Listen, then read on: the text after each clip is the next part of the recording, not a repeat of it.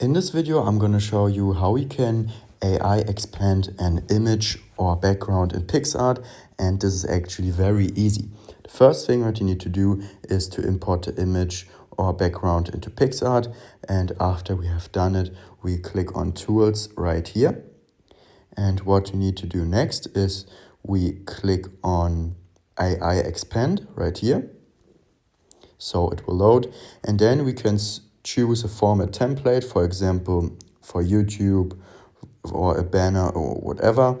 We can also adjust it freely like this.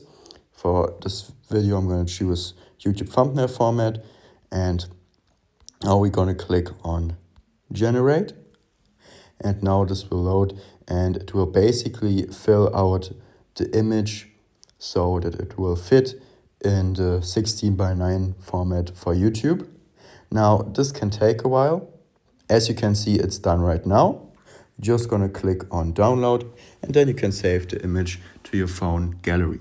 I hope this video was useful to you. If it was useful, please consider subscribing. I'll see you in the next video. Bye.